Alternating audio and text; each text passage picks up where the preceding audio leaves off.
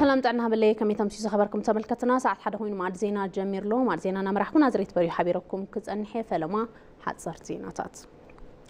قراتنا تأمر رحام هزوق لتعفن تريت النمرقات كل مداي بلتقنا وساني إلهم بريزيدانت بارتن قدما مينستر فيدرين دكتور أبي أحمد نلعلو تأمر رحاب بارت بلتقنا كوهابس أن حسلتنا بريزيدانت بارتن قدما مينستر دكتور أبي أحمد بزهاب وممرح سراح تزازيمهم السلطنة بالرأي يمدمر منقست ناي عودتات معبالة بزبل مري حسابي وتوهبهم قدما مينستر دكتور أبي أحمد بزهاب وممرح سراح قرات النت أمر رحام مهزوق لتعفن تريت النمرقات كل مدى بلتقنا وساني لهم أبتي سلطنة أمرها قبلت أنس حساب يمدمر منقست مقدن شتوتاتن بصفحات كمسترأيو قليتهم سلازخونا بمتكلنا يمدمر منقست زمراح بارتي اتوم أمر رحاب مهزون سلطنن ببزحات سراحتي مكيار تثبيت كم زقبر لهم أبريهم كل مدى حطو هزبي أب مملاسن رئيزها قرب زرقاقت أمن قدي كم الروحو كم زقبا أنفتيبهم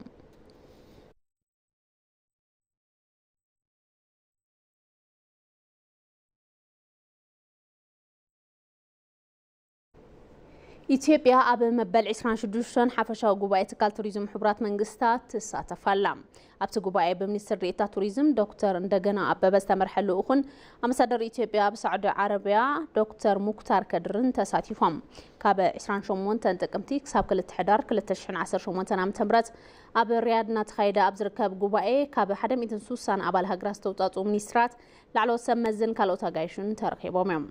مدراخ artificial intelligence digital transformation زلاقن كل زحقفن عبيت مقلت عفا بزخلو خونتات مزتاي زعلميهم اب عود توريزم عالم لخم تحوار متنخر زخل قباي خمس خونون تقليجهم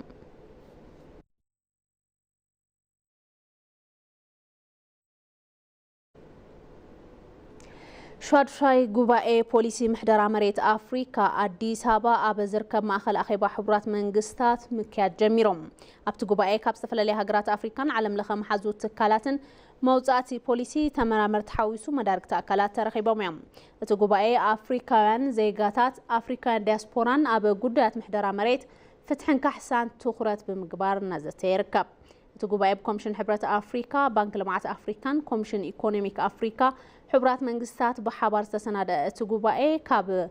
أسرت عنتو بعده مجزاتي زي تناقفة تبت حنت مريتن تحستوان النتن محلقاتات المفتاح أبزخ القدات هذه بخزتيهم كمون بوليستات زلاق محدرة مريت ممحياش أبزك على اللهم قدات كم زتي تقليتهم قلت النت حتات النتن أتحاحزا حبريتان قمقامن بممحياش أب بوليسن استراتيجين مريت هاقرات زلون صبغ تمكروبت مدرخ كقرب يوم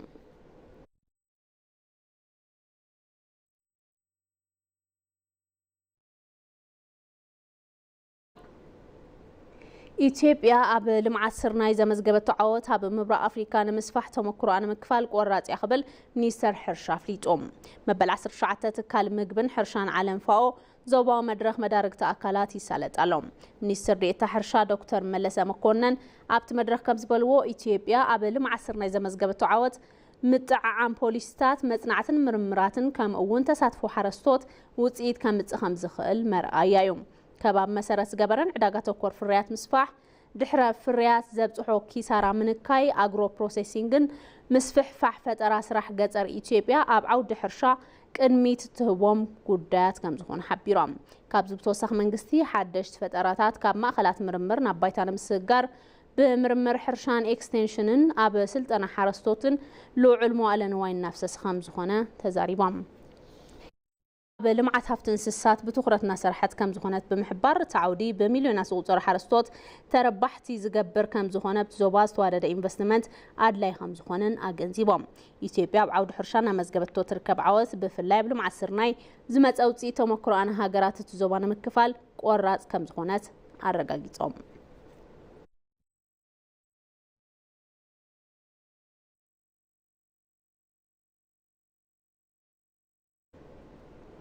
زيغاتات كاب دخنات نموصا بزتوغنو سرحتي بزح زيغاتات كاب تحغازاينت نا مفرينت تسغاغيروم يميلوم منيستر ديتا كتمان مسرته لمعاتن فنتادجن غمغام فصاصما سراح قداماي 4 عمت بجت عمت 2018 عام تمرت لمعاتو سيفتي نيت بروجكت سراحن كتماتات اب بشفتو يكايدالوم تو منيستر ديتا بتوان كم زبلغو منغستي اب بجت عمت 2017 نسيفتي نيت قطر 45 بليون بر كمون نسيفتي نيت كتما دما 15 بليون بر وصاته غيريوم زيغاتات كاب دخنات نموصا بستوغنا سراح بزح زيغاتات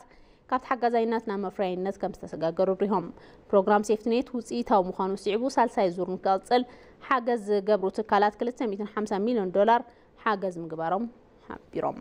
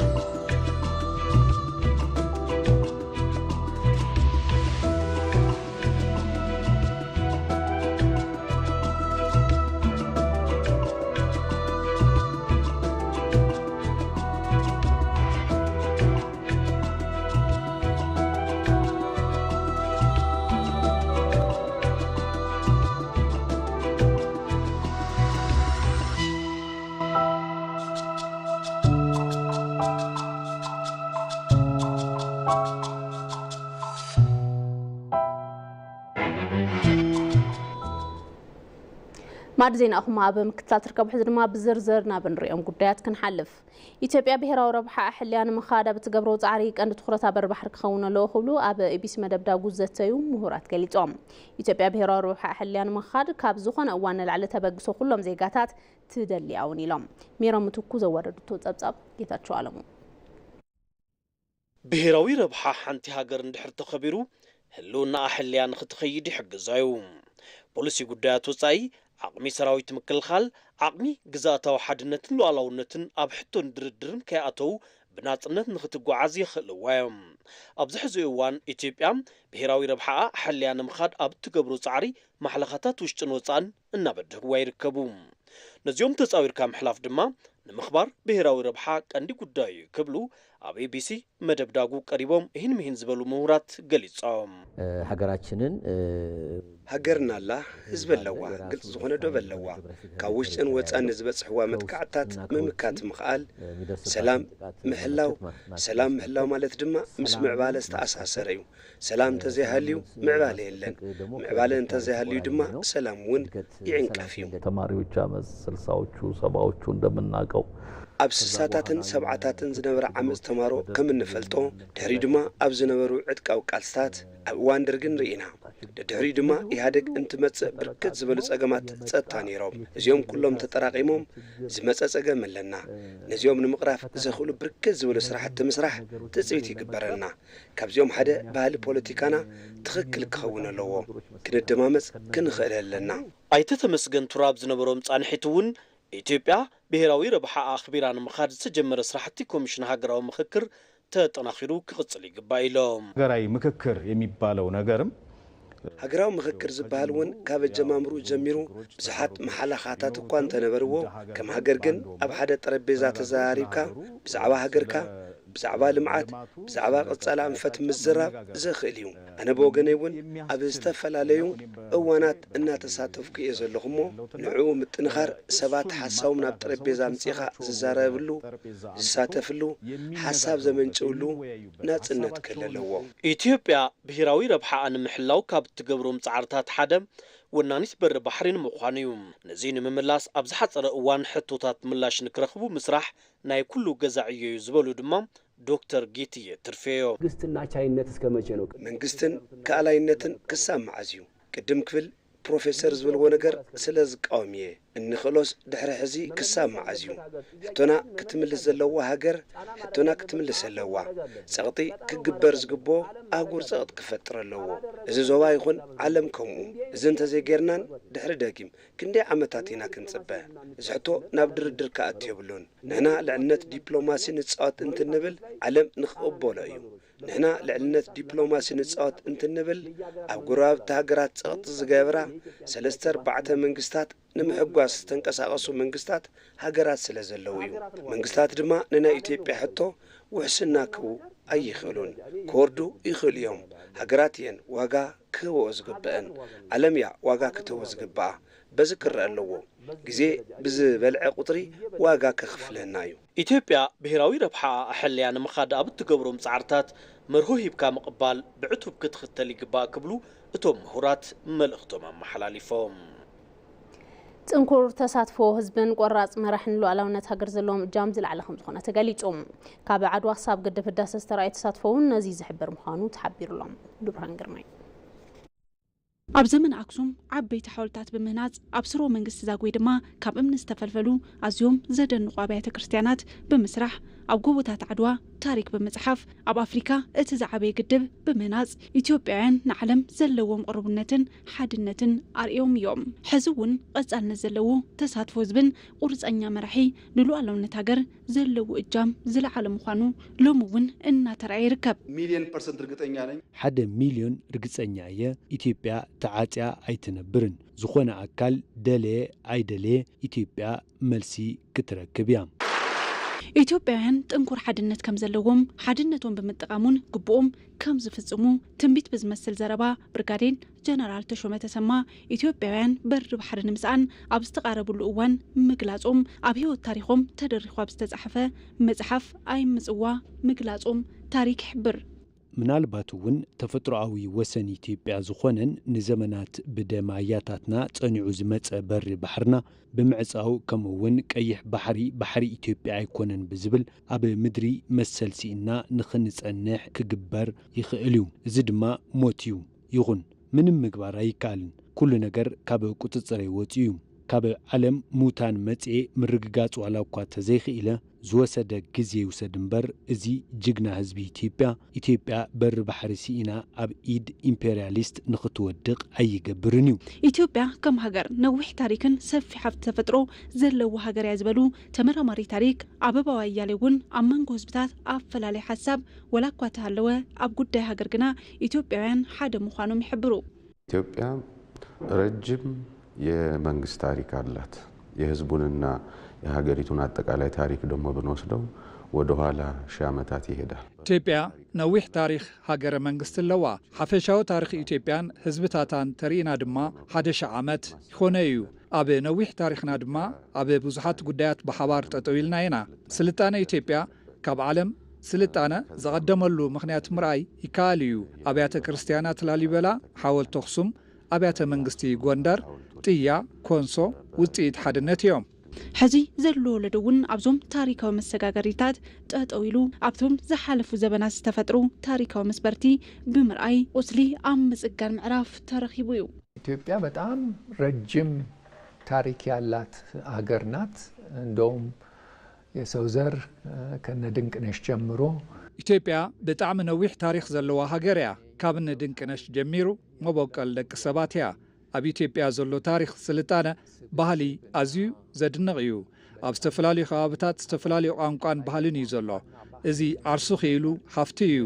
ሕዚ ዘሎ መንእሰይ ኣሰር ሓርበኛታት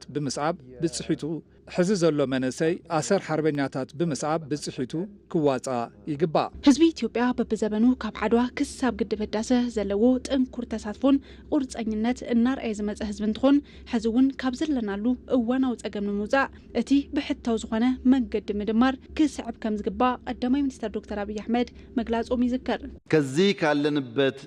አሁናዊ ችግርና ሁኔታ ስብራት ሊያወጣን የሚችለው ብቸኛው መንገድ መደመር ነው። መገስገሻ መንገዳችን መደመር ነው። ሕዚ ካብ ዘለናሉ እዋናዊ ፀገምን ኩነታትን ከውፅአና ዝኽእል ብሕታዊ መንገዲ ምድማሪ ጥንካረና ምድማሪ ንምንታይ ምድማር ብሕታዊ መማረፂ ዝኾን ካልኦት መማረፅታት ንምንታይ ኣይንርኢን ንዝብል ብራትና ነዊሕ እዩ ንነዊሕ ዘበን ዝፀንሐ እዩ። ብምድማር ብምትሕግጋዝ ዘይንኸዶ እንተደኣ ኮይና እቲ ንሓስቦ ለውጢ ኣይመፅእን። ኩሉ ንብልጽግና ክሰርሕ ይግባእ። ብዕዳን ብመከራን ዝተመልአ ሃገር ንደቅና ነርክቦም እንተደኣ ኮይና ደቅና ኣብ ፀገመዮም ዝወድቁ ዝጠንከረ ተሳትፎ ህዝብን ቁርፀኛ መራሒ ሃገር ንኽትምዕብልን ብልጽግና ሃገር ንኽረጋገጽ ኣብ ምግባር ዝህልዎም እጃም ዝለዓለ ምዃኑ ይመን ኣብ ኢትዮጵያ ንዓመታት ብዝጸንሑ ዕጥቃዊ ቃልስታት ዕቤት ሃገርን ህዝብን ድሕሪት ብምጉታት ልዕልነት ሓሳብ ንኸይረጋገጽ እንቅፋት ኮይኑ ጸኒሑ እዩ እዚ ኸይዲ ታሪኽ ብምልዋጥ ኣብ ኢትዮጵያ ልዕልነት ሓሳብ ዝስዕረሉ መድረኽ ንምፍጣር ፍልልያት ገዲፍካ ምምኻርን ምምያጥን የድሊ ኣብ ደመቀ ዝርዝር ኣለዎ ኢትዮጵያ ስልጣነ ካብ ዝወነና ሃገራት ዓለም ሽማ በቀዳምነት ይጽራሕ ዘመናት ዝተሳገረ ታሪኽ ባህሊ እምነትን ብዙሓነትን ኢትዮጵያ ብብዙሓት ይነኣድ ይኹን እምበር ፍልልያት ሓሳብ ብሓይሊ ኣጽዋር ንምፍታሕ ዝግበሩ ጻዕርታት ሃገርን ህዝብን ክጎድኡ ምርኣይ ጸገም ኢትዮጵያ እናኾነ ይርአ ፍልልይ ሓሳብ ንቡር ዋላ እኳ እንተኾነ እዚ ንምፍታሕ ዝውሰዱ መማረፅታት ሃገር ኣብ ምልዋጥ ኮነ ሙጉዳእ ውፅኢት ይልዎ بمداي زي أبي إثيوبيا زفتورو بوليتيكاون حسابون فلليات بحيلي أزوار كنات نمفتاح نعمتات أبي زلغة كيدي زيغاتات مسواتنات نخفلون هفتي هاجرن هزبن نخطف غيرو يوم ወደ ኋላ መለስ ብለን ከ1850 በኛ አቆጣጠር ወይም ከዛም ቀደም ብሎ ያለው ካብ 1850ታት ከባቢ ጀሚሩ በዘበነ መሳፍንቲ ዝነበረ ኸይዲ በአፄ ቴዎድሮስ ዮሐንስ ምኒልክ ኃይለ ሥላሴ ስርዓታት ዝነበሩ ቃልስታት ነይሮም ካብ ሻዕብያ ጀሚርካ ክሳብ ሕወሓትን ካልኦትን ዝነበሩ ዕጥቃዊ ቃልስታት ነይሮም ኣብ ግዜ ደርግ እውን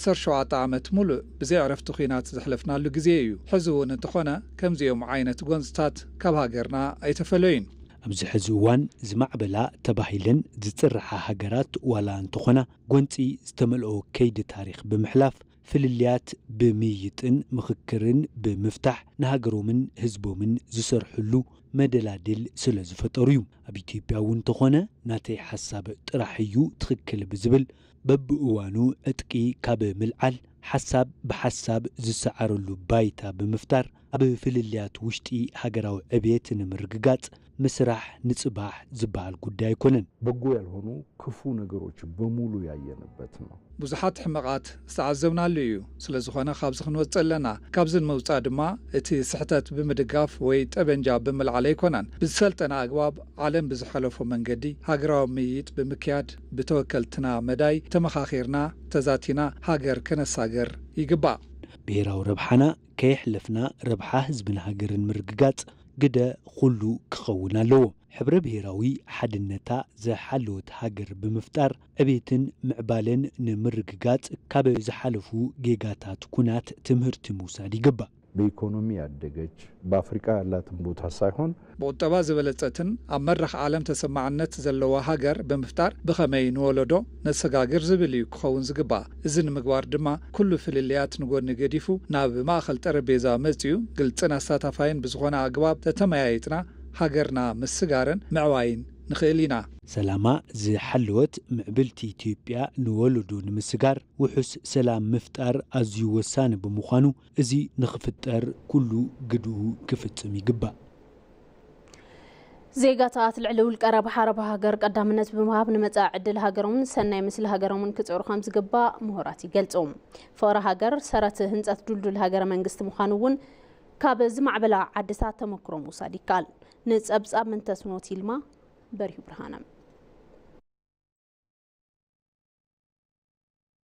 بتفترو بمولاد زركب بفلتات زعبي كساب موت بمسوعتنت زفتصم سمعت فقر هاجر كاب عرس ربحا تساجيرو مزاع عدل هاجر نموسان زحجز كم اون قول في عبيتن بلصقنان هاجر مخانو يو زقلز عدو مسولادا كم اون سب حدار كابزت أساسروم سنسلت فقر بزبالة حيلي تسحيوم بهيوتهم توراريدوم نهاجرهم كبلو كله زقدفو لعلو الكربحة نزخون علامة نهاجر منبار زمهرو مسكرات كسابلومي أب زوريانا ناي مركابهم مخنيات فقر هاجر مخانو زنقار عند سو لهاجرو يالو فكر حدثب نهاجرو زلو فقري ويسمع زفلفل بتفترو كاب زعبيلو زو عللو استوللو بزحمة السركاب زلو كباب زلعلي تفتراويهم زترقق طبب سنه هنصا باريس نزرعي سفحتي غودناتات لندن نزرعي سنه لبونا براخه امريكا نزستوعله بتكبار زغلص هاجر ناي مفتاو حيلي مهلاو قلعيو ኣፍሪካዊ ኔልሰን ማንዴላ እንትልዓል ማህተመ ጋንዲ እንትዝከር ብዛዕባ አብርሃም ሊንከን እንትውረ ብጉልበት ዓሚቕ ፍቕሪ ሃገሮም ዘቕንዑ ዝማዕበለ ቁጠባ ዝወነኑ ህዝብታት ካልኦት ሃገራት ሃገሮም ምፍታዎም መሰረት ምዕባልኦም ምዃኑ መዛግብቲ ታሪኽ ይሕብሩ። እዚ ፍቕሪ ዓርሰ ፍትወት ዝሳገር ጉዳይ ሃገር እውን ናብ ድርድር ዘይዕደም ምዃኑ ይንገር። ይህ ሃገር ውስጥ ያለን እኛ ማህበረሰቦች በሙሉ እዚ ኣብዚ ሃገር ዘለና ማሕበረሰብ ብምሉኡ ዝኾነ ዓይነት ቅዋም ይሃለወና ናይ ሃይማኖት ናይ ፖለቲካ ናይ ከባቢ ቅዋም ዋላ እንተሃለወና እዛ ንሕና ዘለና ሃገር ትበሃል ግን መሰረታ ዘናግዕ ነገር ፍጹም ናብ ልዝብ ኣይነቱን ካብ ምድናቕ ዝተሳገረ ህይወት ንረብሓ ሃገር ኣሕሊፍካ ክሳብ መሃብ ዝዘልቕ ፍቕሪ ሃገር ንህንፀት ዱልዱል ሃገረ መንግስቲ ግድኡ ዝለዓለ ምዃኑ ኣብ እዋን ኩናት ዓድዋ ኣጽዋር ክሳብ ኣፍንጭኡ ንዝተዓጠቐ ወራር ሓይሊ ብጉራደ ምስዓር ከም ዝከኣል ሓርበኛታት ኢትዮጵያውያን መርኣያ ነይሮም። ብተጻራሪ ድማ ብምኽንያት እቶም ከም ዝፈትውዋ እናመሓሉ ብሽማ ዝሽቅጡ ሱሳዓት ደቃ ሃገር ሎሚ እውን ክቡር ዋጋ ምኽፋላ እንትረአ ጎና ጎኒ እቶም ብፍቕሪ ሃገሮም ዘድሕኑ ብሽም ፍቕሪ ሃገር እውን ዝነግዱ ኣካላት ምህላዎም ምፍላጥን ዓርስኻ ምሕላውን ከም ዝግባእ እውን ይግለጽ። ሰዎች የሀገር ፍቅራቸውን የሚገልጹበት አግባብ ሰባት ፍቅር ሃገሮም ዝገልጽሉ አግባብ ሓደ ኣብ ሐቀኛ ፍቅር ክድረኻሉ ኮይኑ ግን ናይ ሓሶት ምዃኑን ንፈልጠሉ መንገዲ ብዙሕ ግዜ ደምን ረሃፅን ዝኸፈለሉ መስዋዕትን ገንዘብን ኣብ ዝኸፈለሉ ቦታ ይርከቡን። ኣብ ጉዳይ ሃገር ናይ ሓባር ረብሓ ዘለዎ ጉዳይ ገንዘብ ረሃፅ ኮነ ደም እንትኸፍሉ ኣይረአይን። ንፍቅር ሃገር እንትብል ሐቀኛ ፍቅር ንገልጸሉ ኩነታት ትክክል ዲዋላስ ናይ ውልቀ ጉዳይና እናቀደምና ሃገር ዝጎድእ ነገር ሓለ ሓሊፉ ንገብር ኢና። ኢትዮጵያውያን ንሃገሮም ዘለዎም ፍቅሪ ካብ ዜማ ሰጊሩ ብስራሕ ብምግላጽ ንህዝብን ሃገርን ቅድሚት ዝህቡ ተግባራት ተጠናኺሮም መቕጻሎም ኩለመዳያዊ ምዕባለ ንምርግጋጽ ካብ እዋን ናብ እዋን ዜጋታት ኣብ ዝተዋፈሩሉ ዓውዲ ጸብለልታ ምምጻእ ናይ ዝዘበን ሓርበኝነት ሓደ መግለጽ ምዃኑ እውን ይለዓል። ኢትዮጵያ ውስጥ ህብረተሰቡን ኣብ ኢትዮጵያ ሕብረተሰብ ፍቅሪ ሃገር ብስራሕ ከም ዝትርጉም እናረአና ዘለና ይመስለኒ ሕዘብ ዘሎ መንግስቲ። ስለዚ ቅድም ዝነበረ ፍቅሪ ዝበሃል ነገር ካብ ደርፊ ዘይሓልፍ ከይዲ ሎሚ ብተግባር ክንገልጽ ክንኽእል ኣለና። ኣብ ሕድሕድ እንገብሮ ምንቅስቓስ ክግለጽ ኣለዎ። ሓቀኛ ልቢ ኢትዮጵያውያን ዘተኣሳሰረ ዓሚቕ ስምዒት ፍቅሪ ሃገር ካብ ዝገጥምዋ ጸገማትን ላዕሊ ብርኽ ኢላ ንኽትረአ ዘኽአለ ዝኾነ ዓይነት ፈተና ክትሳገር ዝሕግዝ ምዃኑ እዩ ዝንገር።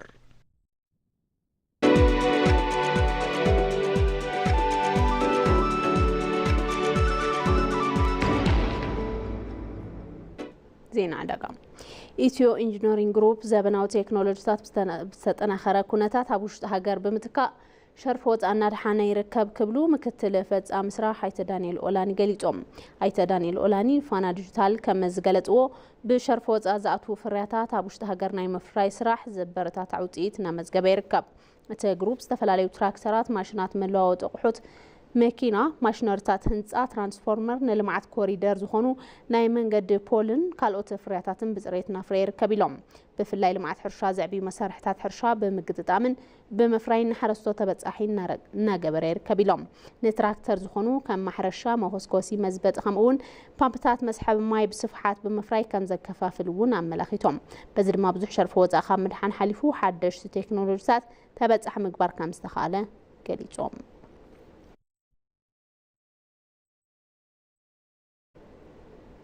ዜና ወጻኢ ኣሜሪካ ስምምዕነት ምኽልካል ፈተነ መሳርሒ ጦር ኒውክሌር ክሳብ ዘይጠሓሰት በቲ ሕጊ ተገዛኢት ክትብል ሩስያ ኣፍሊጣ። ኣቕባሊ ቃል ክሬምሊን ዲሜትሪ ፔስኮቭ ሩስያ ኣብ ቀረባ ዝፈተነቶም መሳርሕታት ጦር ኒውክሌር ዝጥዓሙ ዘይምዃኖም ብኣብነት ኣልዒሎም። ብኻልእ ወገን ሩስያ ዓቕሚ ኒውክሌር ዘለዎ ሚሳኤል ሕንቢባ እያ ብዝብል ብመልክዕ ስግኣት ዘልዕልዋ ብዙሓት እዮም። ሞስኮ ብወገና ድማ ዓለም ለኸ ኣሰራርሓታት ክልከላ ፈተነ ኒውክሌር ከም ዘይጥሕስ ኣፍሊጣ እያ። ካልኦት ሃገራት ዝፍትና እንተዳ ኮይነን ግና ኢድና ዓጻጺፍና ኣይንቕመጥን ኢሎም ፔስኮቭ። ዋይት ሃውስ ነቲ ስምምዕነት እንተዘይጥሒሳ ክሬምሊን ዝኾነ ዓይነት ፈተነ መሳርሒ ጦር ኒውክሌር ኣይገብርን ኢሎም ክብል ኣርቲ ጸብጺቡ።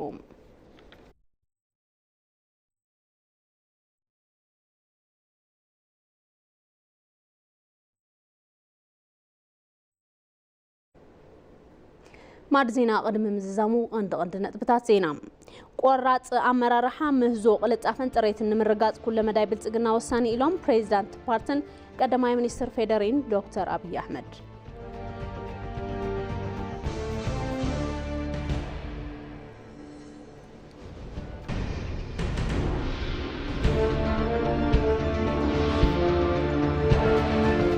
ኢትዮጵያ ብሔራዊ ረብሓ ሕልያኑ መኻዳ ብትገብሮ ጻዕሪ ቀንዲ ትኹረታ በር ባሕሪ ክኸውን ኣለዎ ክብሉ ኣብ ቢስ መደብ ዳጉ ዛተዩ ምሁራን ገሊጾም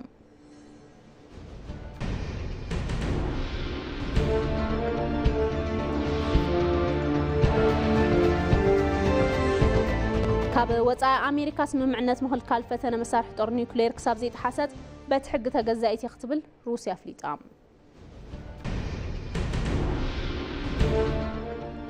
لسه مع زينات تختاتلكم ونيرو مسلم كتالكم يمسكن مع زيننا مرحبا نازريت بريو حبيركم تاني حمسة سترف مدلوا سنة مكتالكم لكم تمني برمشات